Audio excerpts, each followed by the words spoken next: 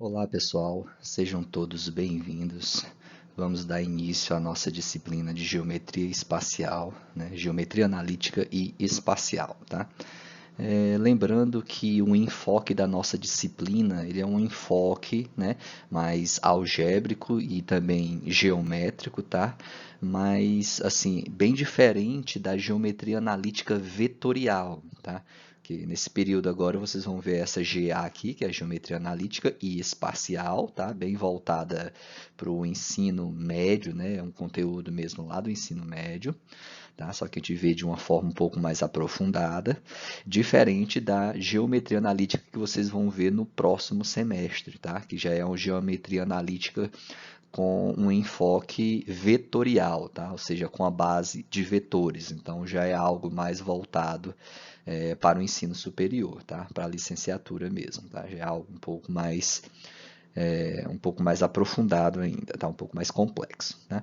Mas essa geometria analítica e espacial que a gente vai ver agora é mais com o enfoque do ensino médio, tá? Mas não deixa de ser complexa também, tá? Tem suas particularidades, tem suas dificuldades, então é necessário aí uma dedicação, tá? Um esforço por parte de vocês para estar assistindo às videoaulas, para estar lendo os slides, lendo o livro que eu sempre passo nos grupos aí, tem um livro que eu utilizo, tá? Na verdade, a gente vai ver dois livros nessa disciplina, que é um que trata da geometria analítica, né, que é o volume, se eu não me engano, o volume 7 lá do Fundamentos de Matemática Elementar, e depois a gente vai ver um segundo livro, que é o que trata da geometria espacial, tá? Se eu não me engano, é o volume 10 de Fundamentos de Matemática Elementar. Então, essa disciplina a gente vai ver dois livrozinhos lá dessa coleção. Okay? Então, dediquem-se bastante aí aos estudos, tá? Porque realmente entendo que se torna um pouco mais difícil esse método que nós estamos tendo, né? Essa forma não presencial, essa forma remota de estudo, tá? Mas semestre passado a gente viu que é possível sim ter um aprendizado, é possível sim a gente conseguir dar andamento, ok? Vamos começar aí. Primeiro conteúdo, coordenadas cartesianas no plano. É algo que vocês já veem lá no ensino médio, mas que a gente vai ver aqui com uma forma um pouco mais aprofundada, ok? Noções básicas de coordenadas cartesianas no plano. Então, temos aqui uma reta horizontal, a reta horizontal, e a gente vai estar representando ela por x, pela letra x, tá? E uma reta vertical, que a gente vai estar representando ela pela letra y.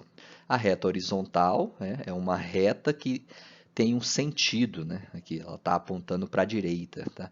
É o sentido de crescimento dos nossos valores, tá? Então essa reta, quando ela é apontada, quando ela tem um sentido, a gente chama ela de eixo, tá? Pode classificar ela como sendo eixo. Então nesse caso nós temos o eixo x, também chamado de eixo das abscissas. Já a nossa reta aqui na vertical, representada pelo eixo y, tá? Pela letra Y, é um eixo também, porque é uma reta que tem uma orientação, ela aponta para cima, que é o sentido crescente dos nossos valores. Quanto mais alto um valor estiver sobre essa reta, maior será o seu valor. Okay? Então, o plano cartesiano é inicialmente visto, né, como pontos colocados numa região, de tal forma que esses pontos sejam o eixo x e até o eixo y, né? Ou seja, obter coordenadas de um ponto significa simbolizar um par ordenado de pontos, onde esses pares ordenados são números reais, e esses números reais representam distâncias. Distância até o eixo das abscissas e distâncias até o eixo das ordenadas, que é o eixo y. Okay? Então, a interseção entre esses dois eixos a gente vai chamar de O, tá? É o ponto O, é a origem do nosso plano cartesiano. E um ponto qualquer nesse plano, um ponto qualquer representado nesse plano x, o, y, é dado da seguinte forma, né? Onde a gente considera uma distância desse ponto até o eixo x e a distância desse ponto até o eixo y. Tá? Essa distância do ponto até o eixo x vai nos fornecer, né, o comprimento desse tracejado aqui vai nos fornecer a altura do ponto, ou seja, vai nos fornecer a ordenada dele. Agora, a distância desse ponto até o eixo y, né, esse tracejado aqui na horizontal, o comprimento desse tracejadozinho aqui vai nos fornecer a abscissa desse ponto. Tá? Ou seja, da origem até essa marcação nós temos a abscissa do ponto e da origem até essa outra marcação nós temos a ordenada do ponto, ou seja, a sua altura. Então, a abscissa a gente vai chamar ela de forma genérica aqui de x, tá? Ou seja, é um número real, mas para generalizar esse número real a gente vai chamar ele de x. E já a ordenada, que é a altura do ponto, a gente vai chamar ele de y aqui para estar generalizando. Ou seja, em vez de usar um número aqui 2 e 1, né, que seria apenas um caso particular, a gente usa letras. Então aqui poderia ser um A e um B, P e Q, tá? Mas convencionalmente a maioria dos autores usam o x e o y. O x porque lembra já do eixo x e esse comprimento y porque já lembra do eixo y, do eixo das ordenadas. Com isso, um ponto P pode ser indicado dessas duas formas. P de x, y, ou seja, é uma letra maiúscula do nosso alfabeto, P, e dada por um par ordenado de números reais. Esse x e esse y representam números reais. Ou simplesmente dessa forma, né? X e y, ou também x de P, y de P. Significa a abscissa do ponto P e a ordenada do ponto P. Tá? Ou seja, aqui são detalhes que vocês já conhecem do ensino médio, mas que eu estou fazendo uma breve revisão a respeito disso. X de P é a abscissa do ponto P, y de P é a ordenada desse ponto P, e esses dois valores em conjunto, o x e o y, ou seja, x de P e y de P, formam as coordenadas do ponto P. Lembrando que essas coordenadas são pares ordenados. Pares porque são dois, né? São dois números reais. Quando eu digo pares ordenados, é porque é importante a ordem desses valores, tá? Se você tem um número de coordenadas, um ponto de coordenadas 2 e 3, se você inverter a ordem desses valores e colocar 3 e 2, isso já vai se tratar de um outro ponto, não é mais o mesmo. Então, por isso é importante estabelecermos essa ordem. Tá? Então, primeiro valor é sempre a abscissa, é sempre aquele valor constante aqui no eixo x, e o segundo valor é sempre a ordenada, ou seja, é sempre o valor constante aqui no eixo y. Um fornece a abscissa, o outro fornece a ordenada, que é a altura. Com observação, um ponto P pertence a OX, significa ao eixo X, tá? Que OX está fazendo menção a esse ponto de origem com essa letra X para representar esse eixo. Então, esse eixo horizontal ele pode ser chamado de eixo X ou eixo OX, porque faz menção à origem também. Tá? E um ponto P pertence a esse eixo X se somente se a sua ordenada é nula. Né? Ou seja, para que um ponto pertença a esse eixo horizontal, para que um ponto esteja sobre esse eixo horizontal, a sua segunda componente tem que ser nula, né? Ou seja, o valor da ordenada dele tem que ser nula. Assim como um ponto P pertence ao eixo y, se somente se a abscissa daquele ponto for nula, ou seja, se somente se essa primeira componente aqui for zero. Né? Se essa primeira componente for zero, é porque esse ponto vai estar em cima do eixo y. Agora, se essa segunda componente for zero, então significa que esse ponto vai estar em cima do eixo x. E se as duas forem zero, vai ser a origem, né? Ou seja, é um ponto que está tanto em cima do eixo x, quanto sobre o eixo y. Né? É a origem aqui, é o ponto de interseção dos dois eixos. Posição de um ponto em relação ao sistema. Tá? A gente afirma que o plano cartesiano, né, o sistema cartesiano, esses eixos x e y, dividem o plano em 4 regiões. Né? Essas regiões são chamadas de quadrante. Então, essa aqui da parte de cima e do lado direito é chamada de primeiro quadrante. Essa aqui na parte de cima e do lado esquerdo é chamada de segundo quadrante. Essa aqui na parte de baixo e do lado esquerdo é chamada de terceiro quadrante. E essa aqui na parte de baixo e do lado direito é chamada de quarto quadrante. Então, primeiro, segundo, terceiro e quarto. Vejam que é só girar aqui no sentido anti-horário, né? Então, desse lado de cima e da direita, primeiro, aí você vem girando no sentido anti-horário, segundo, terceiro e quarto quadrante. Então, os eixos dividem todo o plano em 4 grandes regiões, denominadas quadrantes, e são eles estabelecidos aqui na nossa figura, né?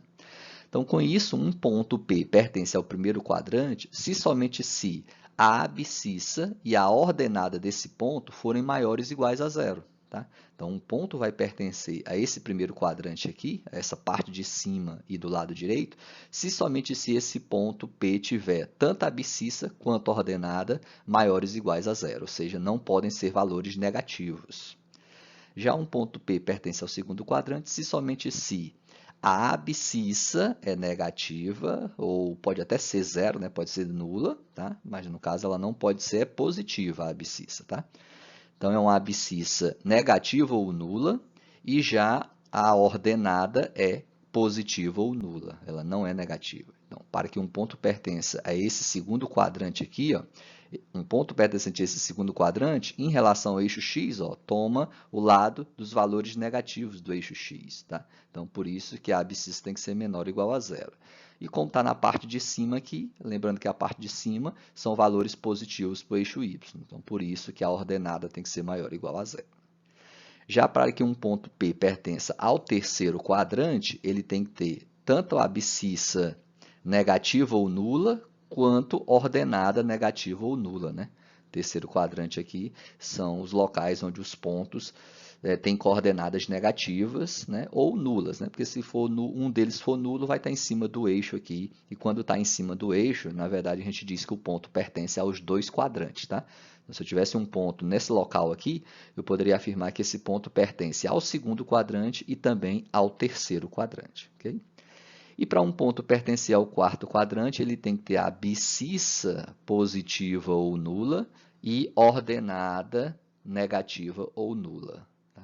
Para pontos nessa localidade tem x, que é a abscissa positiva, e y, que é a ordenada negativa. Ou nulos, porque se um deles for nulo, vai estar em cima do eixo aqui, e estando em cima do eixo pertence a ambos os quadrantes, né? Por exemplo, um ponto nessa região aqui, nesse local aqui, pertence ao primeiro quadrante e ao quarto quadrante, porque satisfazem esses critérios aqui, essas definições, ok?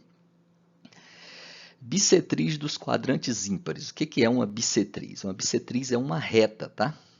É uma reta que divide os quadrantes, digamos assim, no meio. E ele diz dos quadrantes ímpares, então divide o primeiro quadrante e o segundo e o terceiro, que são os ímpares, né, 1 e 3, divide exatamente ele ao meio, ó. Uma reta que passa aqui, ó, passando na origem e dividindo, vamos supor, esse ângulo aqui. Aqui nós temos um ângulo de 90 graus, né? Se tiver uma reta que divide esse ângulo de 90 graus em 45 e 45, né? Ou seja, em valores iguais, e a mesma coisa aqui para cima, 45 e 45, então essa reta aqui vai ser um local onde todos os pontos que estão sobre ela formam uma reta que a gente chama de bissetriz dos quadrantes ímpares. E nessa localidade, todos os pontos têm algo com uma semelhança aqui, né? Ou seja, todo ponto que pertencer a essa reta vai ter a abscissa e ordenadas iguais, né? Seria esse caso aqui. Essa reta em vermelho aqui é a bissetriz dos quadrantes ímpares. O autor usa essa notação B1,3, B de bissetriz, 1 e 3 porque é dos quadrantes 1 e 3, os quadrantes ímpares, tá? Então, todo ponto em cima dessa reta vai ter a abscissa e a ordenada igual. Um ponto P pertence à bissetriz dos quadrantes ímpares se somente se a sua abscissa for igual à sua ordenada, né? Por exemplo, os pontos de coordenadas 1 e 1, 2 e 2, 3 e 3, menos 1 e menos 1, menos 2 e menos 2, menos 3 e menos 3, são todos pontos pertencentes à bissetriz dos quadrantes ímpares. Já a bissetriz dos quadrantes pares é uma reta que divide no meio os quadrantes pares, ou seja, o segundo e o quarto quadrante, tá? Então, B2, 4, B de bissetriz, 2 e 4, que são os quadrantes pares, que é o segundo e o quarto. Né? Então, todo ponto sobre essa reta, todo ponto P pertencente a essa bissetriz dos quadrantes pares, tem a seguinte característica, né? A sua abscissa é sempre o oposto da ordenada, ou seja, se um é 2, o outro é menos 2. Se um é menos 5, o outro é 5, e assim por diante, né? nem nesse local aqui. Ó. Aqui eu tenho menos 1 em x e 1 em y, menos 2 em x e 2 em y, menos 3 e 3, e esse outro lado, que é o quarto quadrante, né? Aqui vai ficar 1 e menos 1, 2 e menos 2, 3 e menos 3. Então, são aqueles em que a abscissa e a ordenada são simétricos, né? Se um tem um valor, o outro é esse mesmo valor, só que com o sinal trocado. Se a abscissa for 5, a ordenada será menos 5. Se a abscissa for menos 8, a ordenada será 8. E assim por diante, só para a gente recordar das definições do que é uma bissetriz dos quadrantes ímpares e bissetriz dos quadrantes pares, ok?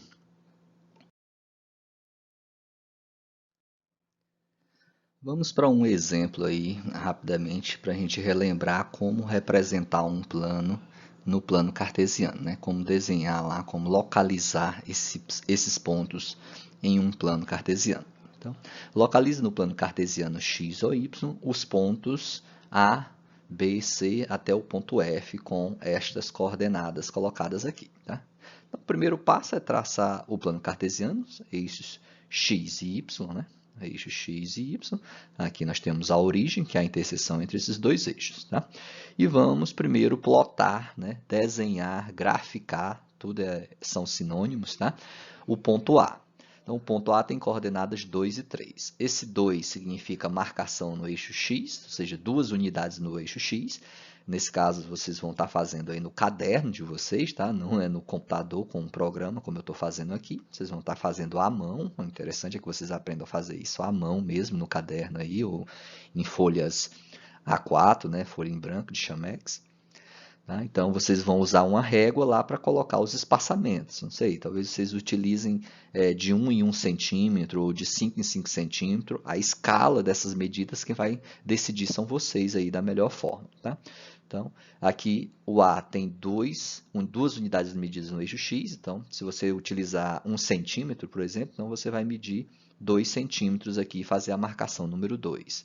E 4 no eixo Y. Então, você vai medir com essa mesma distância. Se você usou a escala de 1 centímetro no eixo X, você vai vir aqui e usa também a escala de 1 centímetro no eixo Y. Tá?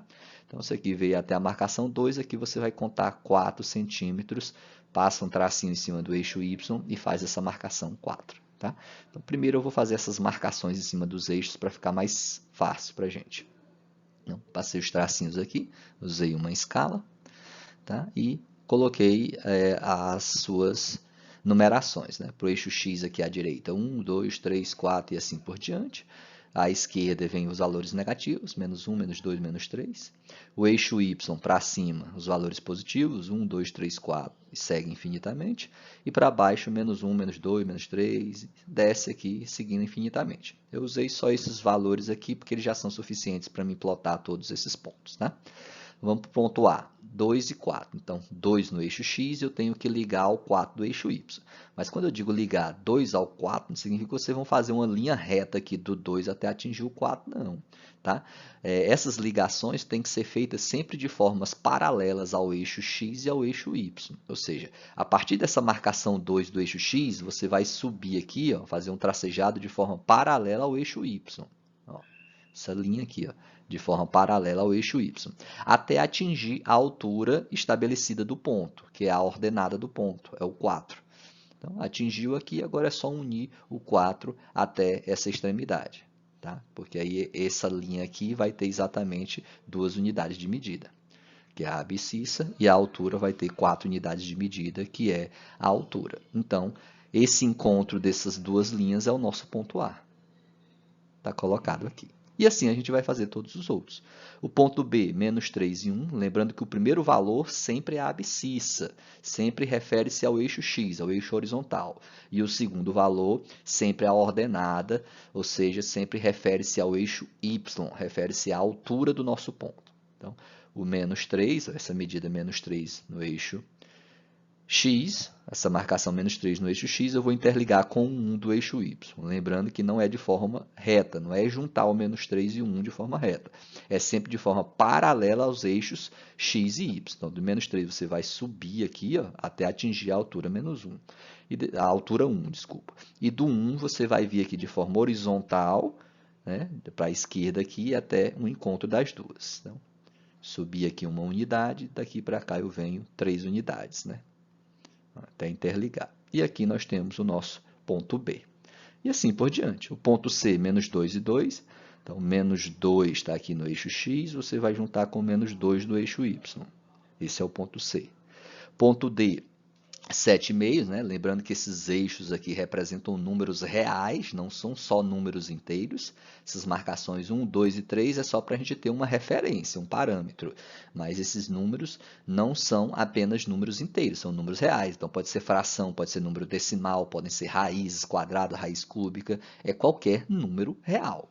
Então, 7,5. 7,5, essa fração 7,5, na verdade, se você dividir 7 por 2, a gente faz essa divisão só para saber mais ou menos aonde colocar, aonde vai estar localizado esse ponto. Tá? Mas na hora de informar esses valores no gráfico, não use exatamente o que aparece aqui na pergunta, os 7,5. Então, 7,5, 7 dividido por 2 dá 3,5, não é isso?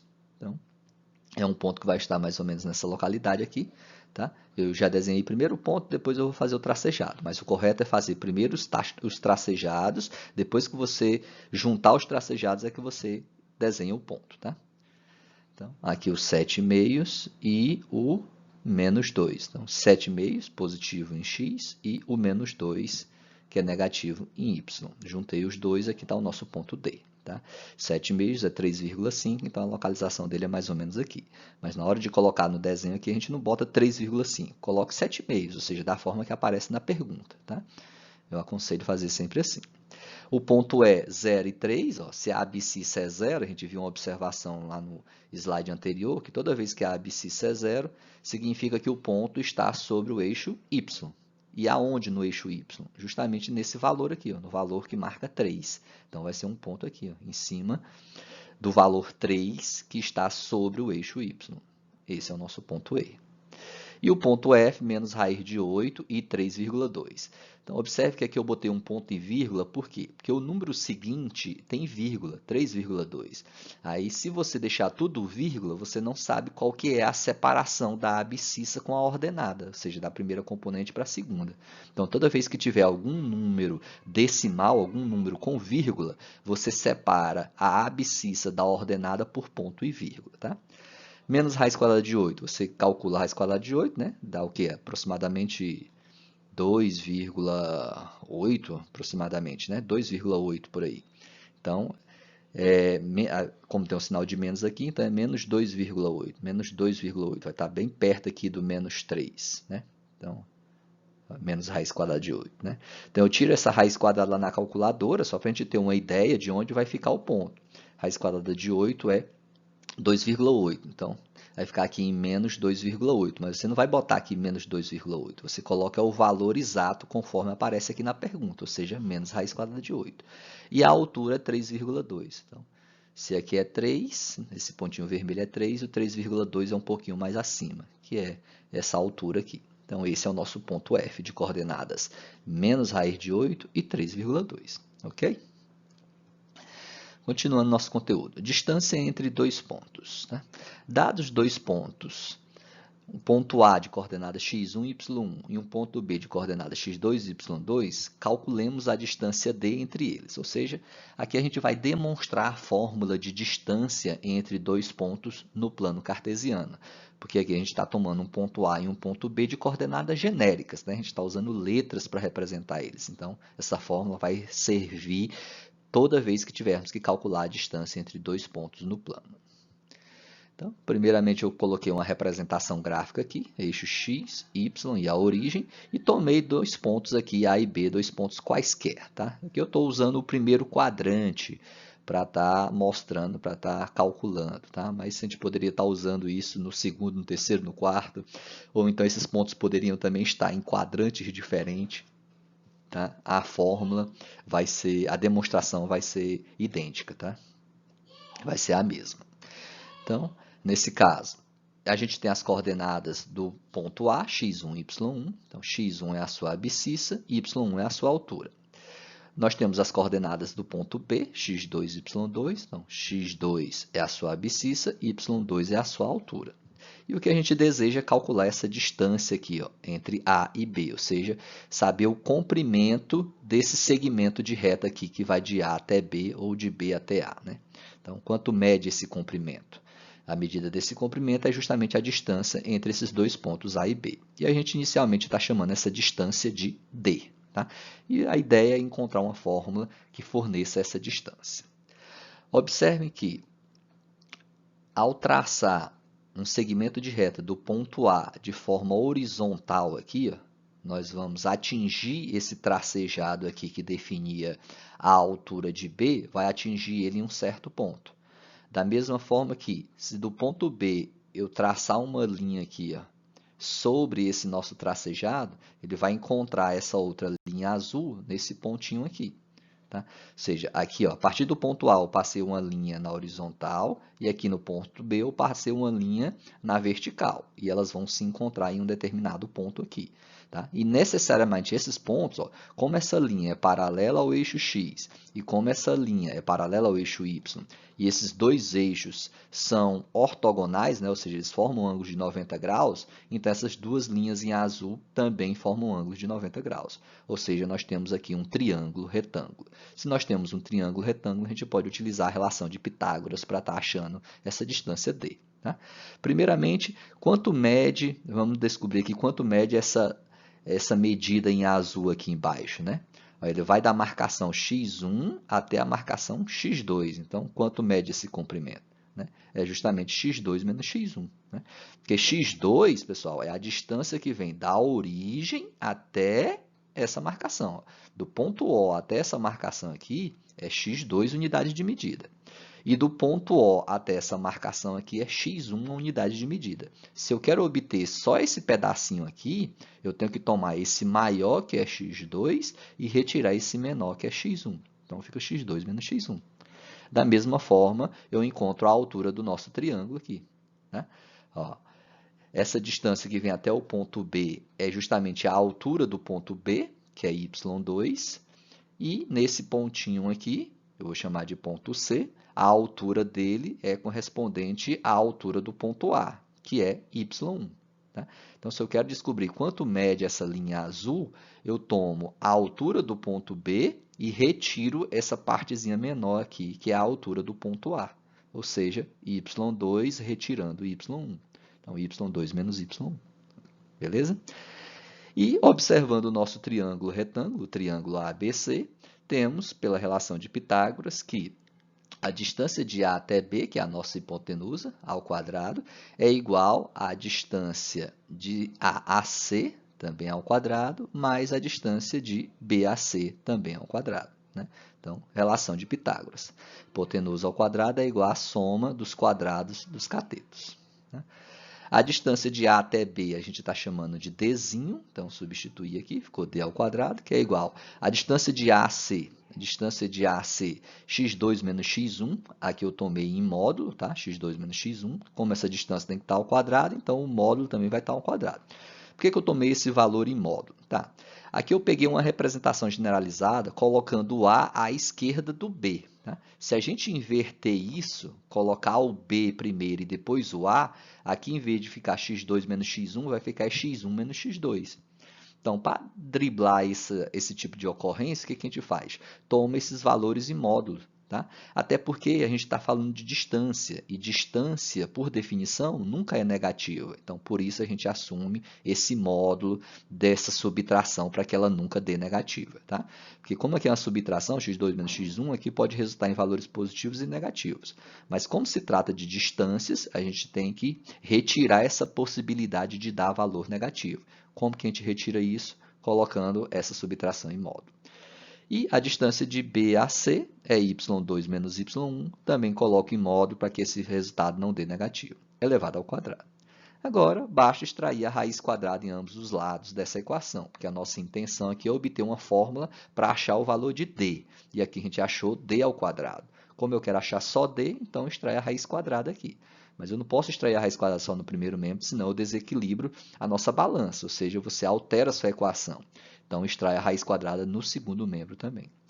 Só que a raiz quadrada de D ao quadrado é D, que é igual à raiz quadrada de todo esse segundo membro que está aqui. Tá? Essa é a nossa fórmula de distância entre dois pontos. Aqui tem x2 menos x1. Se vocês trocarem e botar o x1 menos x2, não vai ter nenhum problema, tá? Por quê? Porque isso aqui está elevado ao quadrado. Quando você inverte a ordem de dois números reais numa subtração, o que você pode estar fazendo ali é só trocar o sinal, né? Por exemplo, 5 menos 2 dá 3. Agora, 2 menos 5 dá menos 3, certo? Então, uma subtração deu 3, a outra subtração dá menos 3. Mas se isso está elevado ao quadrado, o resultado disso vai ser sempre 9. Então, se eu trocar a ordem desses dois valores aqui, não vai interferir no cálculo da distância, ok? A mesma coisa acontece com as ordenadas. y2 menos y1, se vocês, porventura, trocarem e botar y1 menos y2, isso não vai mudar o resultado final. Vai continuar sendo o mesmo valor, vai continuar obtendo o valor da distância, ok? Uma outra observação aqui é que, às vezes, ao extrair a raiz quadrada no primeiro e no segundo membro, alguns alunos imaginam que extrair a raiz quadrada no segundo membro aqui, ó, a raiz quadrada vai eliminar com esse quadrado aqui e esse parênteses vai sair da raiz. E isso não é verdade, tá? Não pode. Por que que não pode? Devido a essa soma aqui, ó, tá? Esse parênteses está somado com esse. Quando você extrai a raiz quadrada no primeiro membro e no segundo membro, você está extraindo a raiz quadrada de todo o segundo membro. Não é de cada termo do segundo membro separadamente. Tem que ser de todo o segundo membro por inteiro. Então, como é de todo o segundo membro por inteiro, então não pode fazer essa simplificação da raiz com esse quadrado. A não ser que aqui fosse um produto. Se no lugar desse sinal de mais fosse um vezes, né, ou até mesmo uma divisão, aí sim você poderia fazer essa simplificação da raiz com o quadrado e eles sairiam da raiz. Mas quando é uma soma ou uma subtração, isso não vale, ok? Vamos para um exemplo.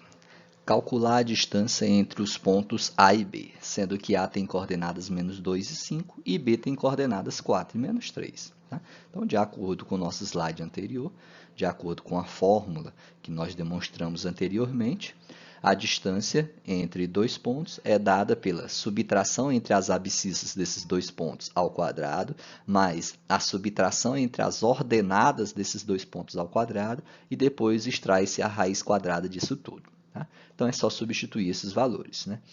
x1 e y1 refere-se à abscissa e à ordenada do ponto A, e x2 e y2 refere-se à abscissa e à ordenada do ponto B.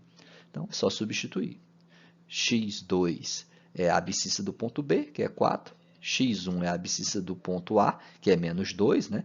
Então, como a fórmula aqui é menos, ó, menos x1, e o x1 é menos 2, então menos com menos dá mais. Então, fica 2 positivo. Mais y2, que é a ordenada do ponto B, menos 3, menos a ordenada do ponto A, que é 5. Então, menos 5 ao quadrado. 4 mais 2, 6, ao quadrado 36. Menos 2 com menos 5 dá menos 8, né? Ao quadrado dá 64. A soma desses dois valores dá 100 e a raiz quadrada de 100 é 10. Logo, a distância entre os pontos A e B é de 10 unidades de medida. Okay? E aqui é só uma representação gráfica. Tá? O problema não pediu, não exigiu isso aqui, então não era obrigado a fazer. Eu só resolvi colocar aqui para a gente ter uma ideia. Tá? Aqui estão os pontos plotados, A e B. Ó. A tem coordenadas menos 2 e 5, e B tem coordenadas 4 e menos 3. E a ideia era obter a medida desse segmento em vermelho aqui. E a gente já obteve e viu que trata-se de 10 unidades de medida, beleza? Continuando o conteúdo, razão entre segmentos colineares, ou seja, segmentos de reta que estão em uma mesma linha, em uma mesma reta, né? Estão emparelhados um com o outro, por isso chamados segmentos colineares. Então, tomemos um plano cartesiano x ou y, tá? 3 pontos A e B colineares, ou seja, que estão sobre uma mesma reta, e vamos considerar alguns segmentos aqui, o segmento AB e o segmento BC. Dados 3 pontos colineares A, B e C, com A diferente de B e diferente de C, ou seja, estão em locais diferentes, chama-se razão entre os segmentos orientados AB e BC o número real R, tal que R seja igual a medida do segmento AB sobre a medida do segmento BC, as medidas algébricas desses segmentos, tá? AB sobre BC. Então, quando a gente fala de segmentos orientados, pessoal, é porque AB, de A para B, eu tenho um segmento de reta. Quando eu digo segmento orientado, é porque ele tem um início e tem um final. Nesse caso, a gente está considerando o ponto de início o A e o ponto final o B. Então, ele está indo de A para B. Então, estou dando uma orientação para o nosso segmento. Por isso, ele recebe o nome de segmento orientado. Então, segmento orientado AB. Na disciplina de Geometria Analítica do próximo semestre, a gente vai ver que esse segmento orientado nada mais é do que um vetor. Tá? Só que a gente não vai tratar dele como sendo um vetor, pelo menos não nessa disciplina. Tá? Aqui a gente vai estar chamando ele apenas de segmento orientado. Já BC, né, representado dessa forma, BC com a setinha, também é um segmento orientado que vai de B para C, ou seja, B é o ponto de origem e C é o seu ponto final, vai de B até C. E a razão entre esses dois segmentos é justamente a divisão entre a medida algébrica de AB sobre a medida algébrica de BC. Com isso, a gente precisa definir algumas situações aqui, alguns parâmetros, porque essa razão ela pode fornecer um valor positivo e um negativo. Tá? Se você considerar essas medidas algébricas como distâncias, então distâncias são sempre positivas e o seu resultado vai dar sempre positivo. Mas isso não é o que a gente define como sendo razão. Tá? Razão entre dois segmentos orientados não é exatamente a divisão entre as suas distâncias. Tá? A gente é semelhante, mas a gente vai ter que levar em consideração outros detalhes aqui. Se os segmentos orientados A e B têm o mesmo sentido, então a razão é positiva. Tá? Então, é o que está aqui desenhado. AB e BC têm o mesmo sentido. Ambos estão apontando aqui, né? Meio que para cima e para a direita. Ambos têm o mesmo sentido. Então, nesse caso aqui, a gente vai dividir o comprimento do segmento AB. A ideia seria essa, né? Comprimento do segmento AB, comprimento do segmento BC, e essa razão vai dar positiva porque elas têm o mesmo sentido. Agora, se esses dois segmentos tiverem sentidos opostos, então a razão R será negativa. Né? Então, supõe que essa setinha aqui, ó, de B para C, se fosse de C para B, né? Se eu pegasse a razão entre os segmentos AB e o CB, elas teriam sentidos opostos. Né? Sentidos opostos, sentidos contrários. Aí, nesse caso, a razão, né, vai dar sempre um valor negativo. A gente necessita desse tipo de definição para estabelecer o restante do nosso conteúdo. Tá? Então, a razão entre dois segmentos que têm o mesmo sentido, se eles apontam para um mesmo local, é sempre positivo. Agora, se eles apontam para locais contrários, sentidos contrários, então a razão entre eles será sempre negativa. Um exemplo, né? Dei um segmento de reta E aqui, né? Um segmento de reta orientado aqui, um eixo E, e fiz algumas marcações sobre ele. Né? Aqui nós temos o ponto A, que é o mesmo ponto F, o ponto B, que é o mesmo ponto H, o G, o I, J, C, D, E, tá? E onde os comprimentos aqui, a distância de um pontinho para o outro aqui, consequentes, né? Os que estão em sequência aqui, mede L. Tá? Com isso, eu quero obter a razão entre alguns segmentos, só para a gente compreender como fazer esse cálculo. Então, a razão entre o segmento AB e o segmento BI, então, quem é o segmento AB? A até B. Então, imagine aqui um segmento orientado que vai de A até B. O comprimento dele aqui é 2L, né? Porque de A até G vale 1L e de G até B vale outro L. Então, L mais L dá 2L. Então, substituir o AB por 2L. Já o segmento BI, cadê? Ó? De B para I é a mesma distância do H para o I, né? E tem um comprimento L também. Então, só vale L aqui, ó. 1L apenas. Então, 2L sobre L. Simplifica L com L dá 2. E significa que a razão entre o segmento AB e o BI é 2. Observe que é um valor positivo. Por que deu um valor positivo? Porque o segmento AB e o BI têm o mesmo sentido. Ambos estão apontando para a direita aqui, ó. AB vem de A para B, então está apontando para a direita. BI vem de B para I, então também está apontando para a direita. Então, mesmo sentido, significa que o resultado da razão é positivo. Tá? A mesma coisa aconteceria se eles estivessem apontando para a esquerda. Tá? Se ambos estivessem apontando para a esquerda, o resultado também seria positivo. tá? Se tiverem o mesmo sentido, o resultado da razão é positivo. Agora, já a razão entre o segmento AB e o BE, então, o AB a gente já viu que vale 2L, no entanto, o BE, de B para E, observe ó, que B para E tem um sentido oposto ao de AB. Então, se a gente está considerando AB como uma medida algébrica positiva, que é o 2L, então o BE, que tem sentido contrário, a gente vai admitir que ele tem um valor algébrico negativo, tá? Ou seja, que não necessariamente é uma distância, que é uma medida algébrica, e medidas algébricas podem ser positivas ou negativas. Então, B para E vale quantos L's aqui? 1, 2, 3. São 3 L's, mas como tem um sentido contrário ao de AB, a gente vai botar como sendo negativo, menos 3L. Simplifica L com L, vai dar menos 2/3. Então, a razão entre o segmento orientado AB e o BE é de menos 2/3. Então, deu negativo porque eles têm sentidos contrários. Deu positivo porque tem sentidos iguais, o mesmo sentido. Beleza?